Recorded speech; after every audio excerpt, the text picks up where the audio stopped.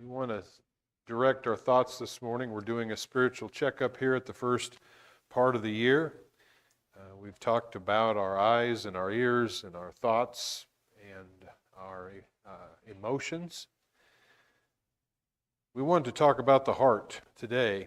That's always an important part of our physical lives to keep healthy, right? Amen. The heart and the brain, of course, connected in a lot of ways. The brain directs the body, but without the heart pumping the blood, nothing works, and you don't live long. Once your heart stops, perhaps I've never had one done. It's the EKG, right, that determines the health, kind of the health of your heart. Never had that done, but I've known people that have. Some of you perhaps have gone through that procedure. They hook wires up to your chest and maybe on a treadmill, and they watch how the heart reacts to various stresses. I guess they can put the heart under stress without the treadmill, and that's, we've learned in our family, is not a pleasant thing. Tessa had that done one time. A piece of cake, right? Did you have that? Yes, yeah. So, yeah, that's not fun at all, but again, it's good to know what condition our physical hearts are in. We want to apply some of that to our spiritual heart this morning.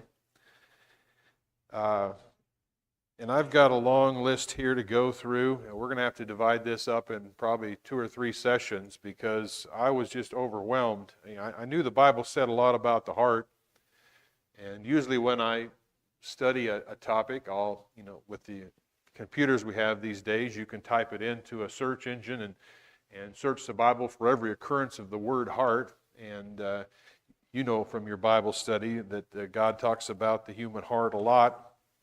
I was just overwhelmed to learn that just within the wisdom literature of the Old Testament, Psalms, Proverbs, Ecclesiastes, Song of Solomon, I guess Job begins that. There's 5 books there. But just within the Psalms and Proverbs, I believe there were over 220 references to the heart. And it's probably not surprising if you understand what the Psalms are. The Psalms are, if you will, the songbook of Old Covenant Israel.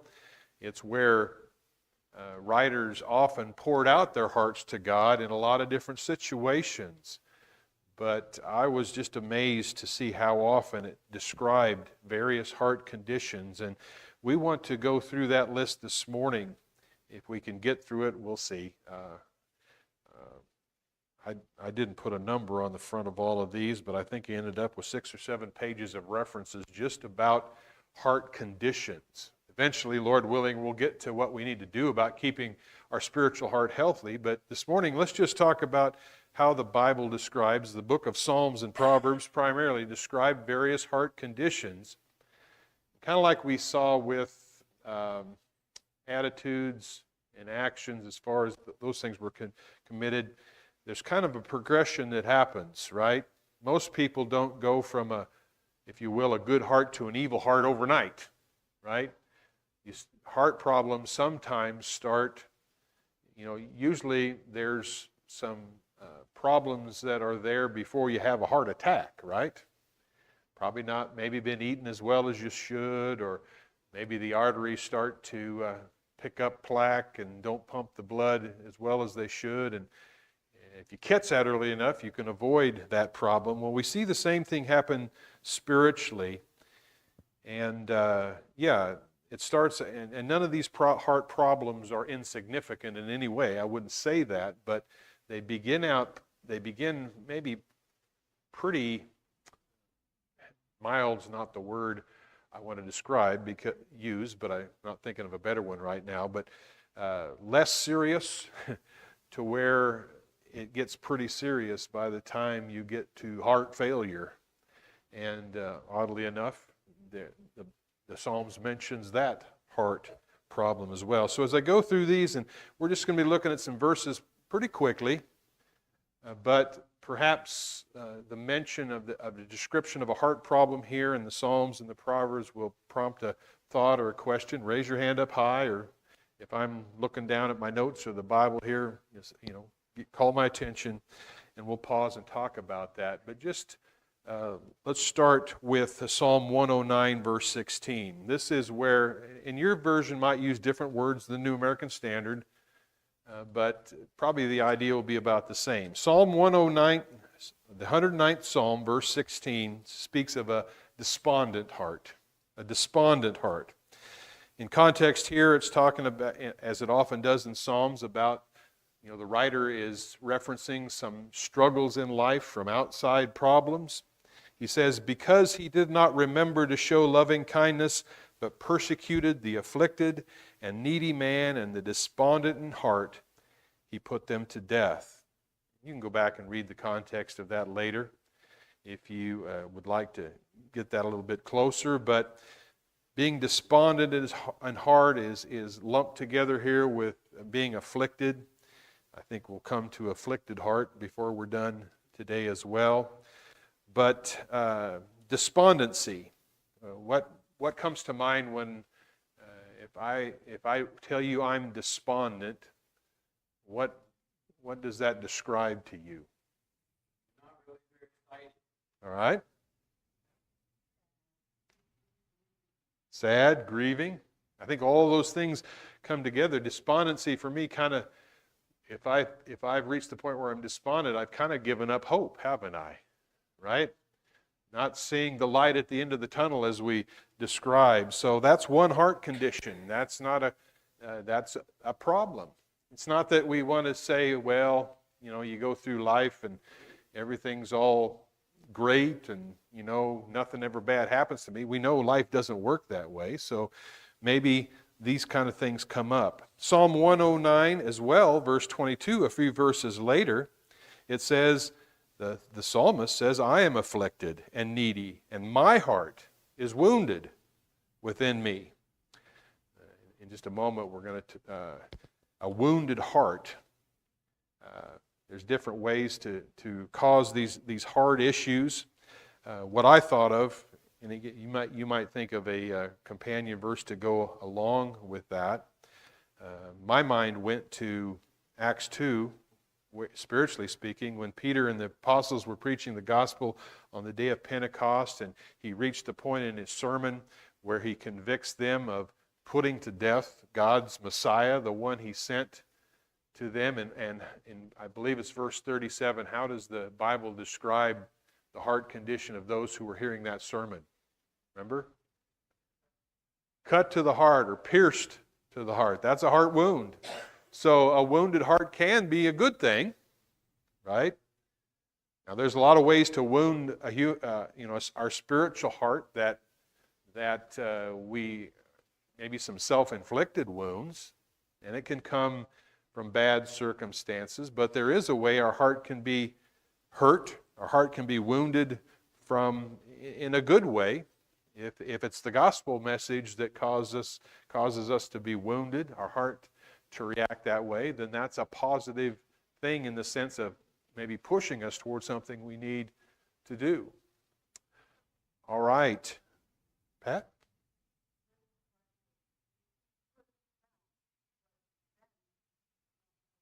Okay. All right. Good point. Let's talk about a wayward heart. A wayward heart. I didn't find that phrase used specifically, but it was described often in the Psalms. And this is, just listen to, I've got 4 instances here. Proverbs 7 verse 25 says, do not let your heart turn aside to her ways. Do not stray into her paths. If you know the Proverbs, it's talking there about the woman that's trying to tempt that person into adultery. Do not let your heart turn aside to her ways. A wayward heart is one who strays into spiritual situations that they shouldn't. Proverbs 23 verse 17, do not let your heart envy sinners, but live in the fear of the Lord always. Do not let your heart envy. Don't stray or go wayward toward that. Do not let your heart be glad when your opponent or enemy stumbles. Proverbs 24 verse 17. All of these are phrased in ways that says, do not let this happen to your heart. Do not let that happen. Do not let your heart go astray. Psalm 62 verse 10, do not trust in oppression, and do not vainly hope in robbery. If riches increase, do not set your heart upon them. See, we have a choice in the matter, don't we? We choose what to set our hearts on. And that can be a good thing, or we can choose to set our hearts on some things that aren't so good. And if you've experienced like I have, it seems like the bad things out there are a lot more attractive to set our hearts on than the good things, unfortunately. And that's part of our mindset that goes astray as well. A wayward heart. The heart wanders, spiritually speaking. This one you probably are expecting when we talk about heart problems, and that's a broken heart, right? Probably had a broken heart in your life sometime, haven't you? Maybe think about a relationship earlier in your life, or maybe you're again in the middle of a time right now when your heart's been broken by someone you trusted. That's hard. That's hard. Here's some verses. Psalm 69 verse 20. The psalmist says, reproach has broken my heart, and I am so sick. Well, he's not talking there about a physical sickness. It may be manifesting itself in that way. It certainly did for David in some situations, but it's a spiritual problem. He says, I looked for sympathy, but there was none. And for comforters, but I found none. Sadly, in times of broken heart, it seems like there's maybe not many people around that are willing to lend some help. Psalm 102 verse 4 says, my heart has been smitten like grass and has withered away. Indeed, I forgot to eat my bread. And Psalm 51 verse 17, and this is an interesting verse in connection with a broken heart. When I say Psalm 51, your mind probably jumps if you've studied that before. This is David pouring out his heart after his problems with sin. David had let his heart go astray, right? Okay, well, that's great. That's what we all aim for. Our heart goes astray like David's, and David's heart went astray in a far-reaching way. But in Psalm 51, verse 17, he says, the sacrifices of God are a broken spirit, a broken and contrite heart, O God, you will not despise. So that's not necessarily talking about our hearts being broken by other human beings. And that may be what prompted that, but David's heart's been broken by his sin, and he's turning to God. Thankfully, he did so. A broken and contrite heart. That's the sacrifices God is looking for. Off the top of my head, I want to say it's Hosea. Is it Hosea 4:6 or 6:4? Anyway, Hosea talks about what a true sacrifice is. God wasn't after all, God commanded animal sacrifices, but he wanted the heart behind the offerer, didn't he? Right? So a heart can be broken in a good way as well as a not so good way. And by the way, I'm going through these pretty quickly, and if you're trying to take notes, I realize how frustrating that probably is. So if you'd like, tell me afterwards. I can give you a printout or send you a link you can have all these verses later. My version in Proverbs 14:13 speaks of a heart in pain, or a painful heart. Proverbs 14:13 says, even in laughter the heart may be in pain, and the end of joy may be grief. That's a powerful word picture, isn't it? Even in laughter the heart may be in pain. Have you ever masked your feelings, right? Maybe your heart's been broken, but you put on a brave face. Maybe you seem to be the happy-go-lucky type, right? Even in your laughter, though, you're hiding a heart that's feeling a great deal of pain. How about a faint heart? Psalm 61, verses 1 and 2.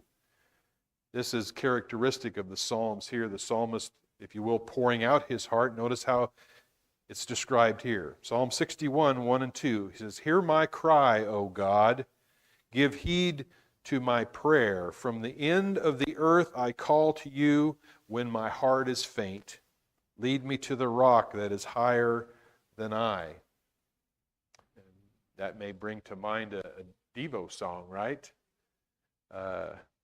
Hear my cry, O Lord. Da, da, da, da, da, however that goes. A faint heart. It's kind of similar to a wounded heart. Now we switch gears a little bit.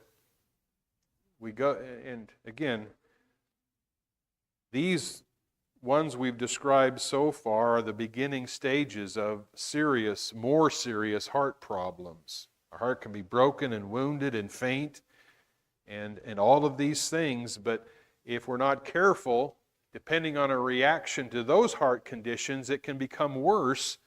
And starting now, we kind of pick up on some of that. Psalm 38, verses 8 through 10 speak of an agitated heart. Maybe a synonym, my heart's all worked up within me. Maybe you've felt that way. Psalm 38, starting in verse 8, says, the psalmist says, I am benumbed and badly crushed.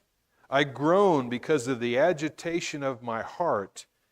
Lord, all my desire is before you, and my sighing is not hidden from you. He says, my heart throbs. There's a vivid illustration of an agitated heart. My heart throbs, my strength fails me, and the light of my eyes, even that has gone from me. So again, that's a progression, perhaps a more problem. I'm trying to think of a physical. This might be similar to like, an irregular heartbeat. A throbbing heart, maybe beating. You can almost feel in times, spiritually speaking, or emotionally, you can feel that in your heart, even in a physical way at times. Psalm 39, verses 1 through 3. Psalmist says, I said, I will guard my ways that I may not sin with my tongue. I will guard my mouth as with a muzzle. While the wicked are in my presence, I was mute and silent. I refrained even from good, and my sorrow grew worse. My heart was hot within me. That's an agitated heart, isn't it? A burning heart, a hard burn. You've experienced that perhaps. He says, while I was musing, the fire burned, then I spoke with my tongue. So maybe withholding, the sense you get from reading that part of the psalm is that he says, I kept my peace, but my heart wouldn't let me be silent.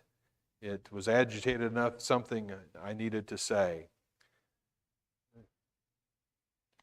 Psalm 55, verse 4 speaks of an anguished heart. Psalm 55:4 says, my heart is in anguish within me, and the terrors of death have fallen upon me. Proverbs 12, verse 24 speaks of an anxious heart. It says, anxiety in the heart of a man weighs it down, but a good word makes it glad. Have you ever been anxious in heart, spiritually speaking? Yeah, situations in life that you don't know, this could go bad really, really quickly. Maybe you're thinking about a loved one that, again, you're concerned for. Yeah, we're told not to be anxious in those times, but it's difficult to do that. Our heart gets anxious. Maybe these problems lead. I was interested to find this one in Scripture. The Bible speaks of an enlarged heart. Physically speaking, when your heart is enlarged, you've got problems, right? That's not a good situation. Now, we're not talking to you, we don't want you to be a big-hearted person. Spiritually speaking, that can be a good thing. But an enlarged heart can be indicative of some other problems. Here's how Psalm 25, verse 17 puts it. The psalmist says, the troubles of my heart are enlarged. Bring me out of my distresses.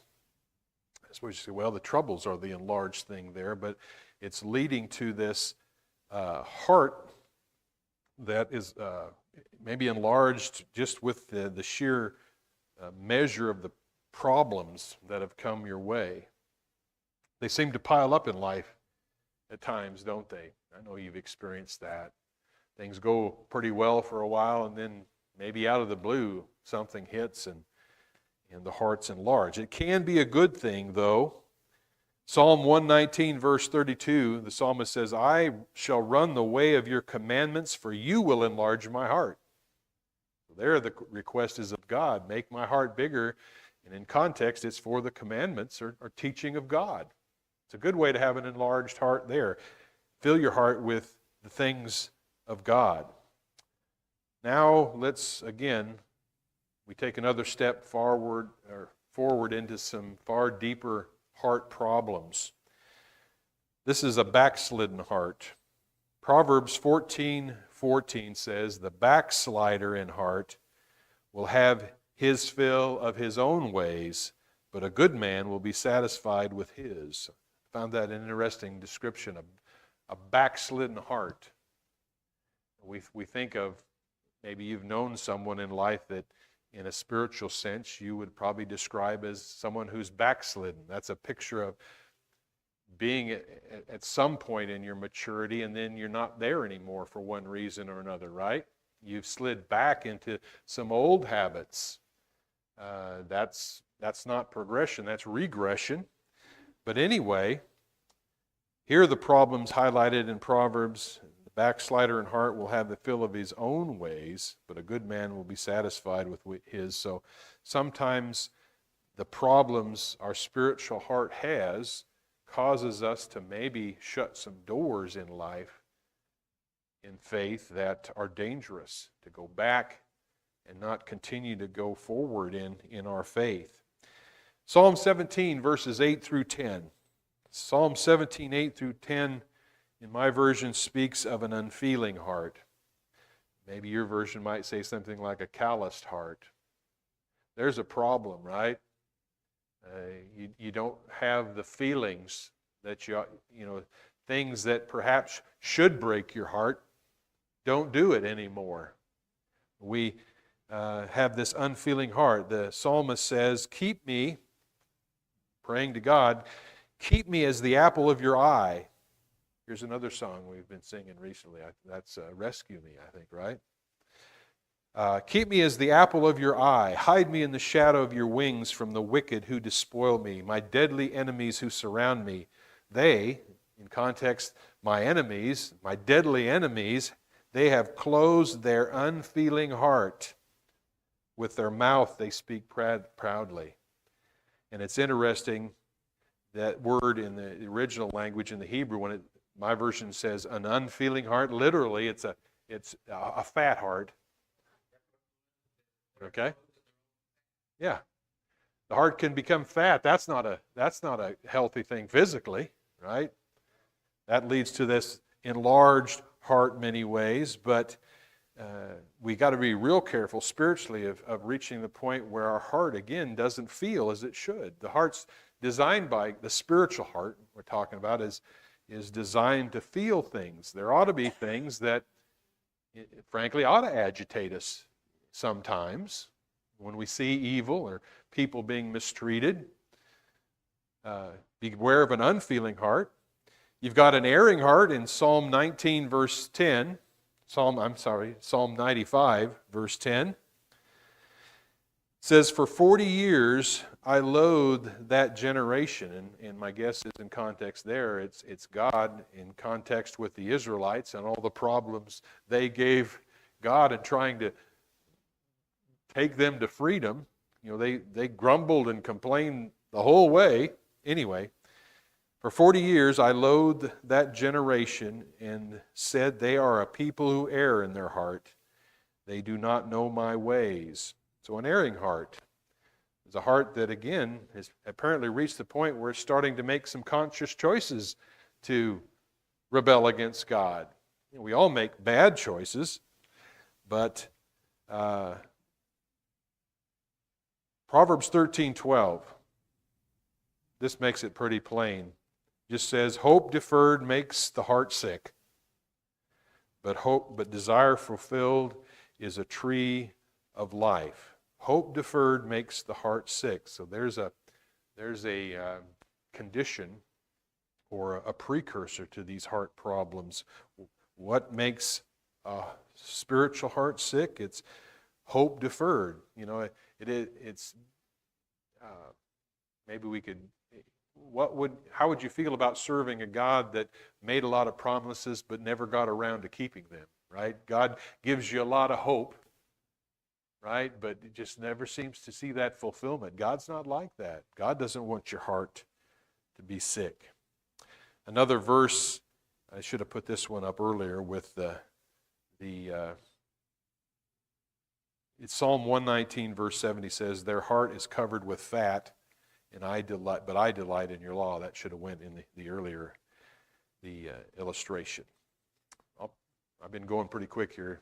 Any thoughts you want to? It's twice in Proverbs 14:12 and Proverbs 16:25. It says the same thing, but it's powerful. There is a way that seems right to a man, but its end is the way of death.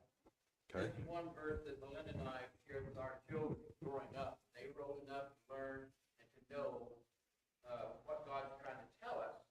That was one verse that we stressed to them very strongly, that kids, you're not always going to be around mom and dad. You're not going to be in our company. So you better pay attention to what you're reading and what somebody's telling you. Oh, God likes this. Oh, he'll like this, you know. Anyway, that's a wonderful verse. We've got to be careful about trusting our own spiritual heart, right? I mean, God's way would trump what I would feel. Perhaps my heart can be deceived. God's can't. Good point. The Bible speaks of an arrogant heart. This is the part, maybe a heart that's been hurt to the point where it just rises up in pride before God, maybe deciding, well, I'm going to do what feels good to my heart, regardless of what God says. Psalm 101, verse 5 says, "Whoever secretly slanders his neighbor, him I will destroy. No one who has a haughty look and an arrogant heart will I endure." Proverbs 16:5, "Everyone who is proud in heart is an abomination to the Lord. Surely he will not be unpunished." So on it goes. Proverbs 21:4, "Haughty eyes and a proud heart, the lamp of the wicked is sin." So you don't want an arrogant heart. Here's an interesting one. Ever heard of someone who's double-hearted? Not having two spiritual hearts, but a heart maybe is divided in a lot of ways. Psalm 12, verse 2, speaking of the opponents of the psalmist, he says, "They speak falsehood to one another with flattering lips and with a double heart they speak." Is that like double-minded? Yeah, probably similar in a lot of ways. A double-hearted person might, well, how would you describe that? Two-faced, yeah, there's a good one. Two-hearted would be a lot like being two-faced. Maybe I'm leaving the appearance, my heart is one way, but I'm harboring something else, right? You've got to be careful with that. Here's another dangerous heart condition, a perverse heart. Your version might talk about crooked or bent, right? Psalm 101, verse 4, "A perverse heart shall depart from me, I will know no evil." Proverbs 6:14, "Who with perversity in his heart continually devises evil, who spreads strife." See, a perverse heart is a productive heart in the wrong way, right? The heart can produce good things, but the heart can, again, as we said earlier, lead us down paths that into things that cause us all kinds of problems. "The perverse in heart are an abomination to the Lord, but the blameless in their walk are his delight."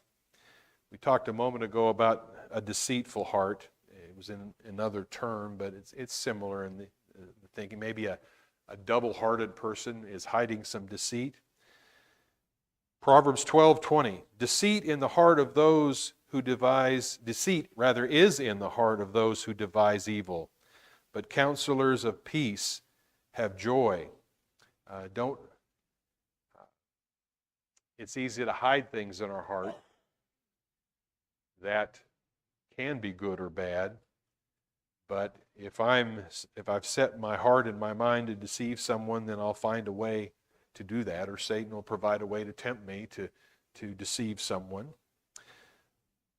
The wisdom literature speaks of a foolish heart. Proverbs 12:23, a prudent man or woman conceals knowledge, but the heart of fools proclaims folly. Proverbs 19:3, the foolishness of man ruins his way, and his heart rages against the Lord. There's a vivid illustration, right? And it is foolishness to rage. Can you imagine raging against the Lord? If you will, shaking your fist in the face of the Creator. That's a foolish heart. We learn of an embittered heart, and this is something to be very, very concerned with. We spoke earlier about how the heart can be damaged. Well, damage can lead to bitterness. Psalm 73, verses 21 and 22, the psalmist says, when my heart was embittered and I was pierced within, then I was senseless and ignorant. I was like a beast before you. He's talking to God, and he says, and I'm sure if you read farther in that context, you'll find him pleading with God to forgive him over that, but he admits, it was my embittered condition. I'd allowed my heart to get to the point where I was bitter, even against God. And that's, again, just acting like an animal before the one who wants you to have a good heart. Maybe you've met someone with a stubborn spiritual heart. Psalm 81:12 says, again, the Lord, speaking of discipline upon those who won't hear, he says, so I gave them over to the stubbornness of their heart to walk in their own devices. There's a scary situation there where God says, years ago, they don't come by anymore. Jehovah's Witnesses used to come by our house up there. There's a nice guy. I mean, him and his wife, I guess, we'd always talk for a while, And I said, I forget his first name, but he was what I said. There's a verse that says, now on the first day of the week when the disciples came together to break bread, I said, why do you guys worship on Saturday? God says it's the first day of the week, Sunday, the Lord's Day. And he didn't have any biblical answer at the time. I didn't know. It was just, I shared several proverbs with him, talking about the way it seems right. I don't know. It just, they don't come by anymore. I don't know that even Mormons used to come by. They don't come by anymore. I don't think they're doing that for the Lord. Like they do. and Do? Not here.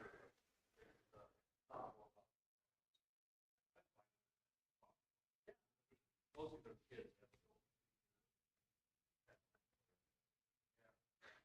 we have to be careful about our own stubbornness of heart too, though. I mean, it's easy to look at someone and say, boy, well, why don't you see that? But I need to pause at times and say, I might be missing something too. It's, I like to do things the way my heart likes to do things.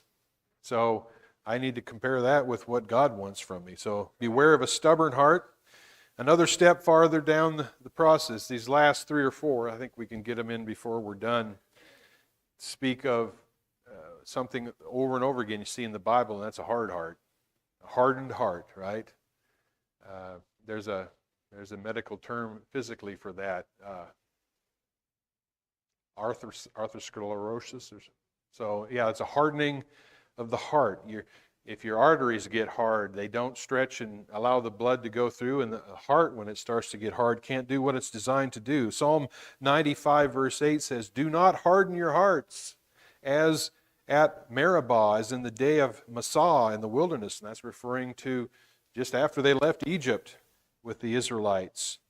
Proverbs 28:14, how blessed is the man who fears always, but he who hardens his heart will fall into calamity. It's the inevitable result of a hardened heart. You can reach the point where even God's word, and you can't penetrate it, becomes so calloused and hard and unfeeling, as we said earlier. I've got a whole list here. We won't look at all of these, but just as a reference, obviously the Bible speaks of a wicked heart. Psalm 41, 5 and 6, my enemies speak evil against me. When will he die and his name perish? And when he comes to see me, he speaks falsehood. His heart gathers wickedness to itself. When he goes outside, he tells it. So over and over again, we've got heart that works unrighteousness, a heart that devises evil. That's again, our hearts can become wicked. Here's an interesting reference to what's referred to as a heart at war with itself. Psalm 55, verses 19 through 21 says, God will hear and answer them, even the one who sits enthroned from of old, with whom there is no change, who do not fear God. He has put forth his hands against those who were at peace with him. He has violated his covenant. His speech was smoother than butter, but his heart was war. There's a heart hardened to the point where it just wants to be at war with everyone around them. That's a dangerous heart condition. It leads to some further wickedness. A rebellious heart we read about in Psalm 73. I like how it's described. Psalm 73, 5 through 7 says, they are not in trouble as other men. And this is the psalmist describing those who seem to have it made in life, right? Good people sometimes look around and say, well, the wicked people are the ones getting rich and seem like they never have any problems, and I'm the person that seems like trouble seeks. But it says, they are not in trouble as other men, nor are they plagued like mankind. Therefore, pride is their necklace. The garment of violence covers them. Their eye bulges from fatness. The imaginations of their heart run riot, or literally overflow with rebellion. And then finally, for our purposes this morning, and by the way, again, Lord willing, next Lord's Day, we'll talk about the type of heart God wants. And there's numerous references that will help us along that path. We just set the stage today by saying there's a lot of ways our spiritual heart can become diseased and ill and hard, so we need to know there's something to avoid. Finally is just this heart failure I mentioned earlier on. Heart failure, where again, maybe your heart just finally betrays you. Psalm 40, verse 12, for evils beyond number have surrounded me. My iniquities have overtaken me so that I am not able to see. They are more numerous than the hairs of my head, and my heart has failed me. But there is hope, and this is a good verse to end with today. There is hope even for those who may have reached, devastating stages of heart problems. Psalm 73:26 will be our final verse. Psalm 73:26. Psalmist says, my flesh and my heart may fail, but God is the strength of my heart and my portion forever. So someone fighting spiritual heart failure is at that point in life needs to turn to God. He's the answer. And we'll track that out next Lord's Day. Thank you.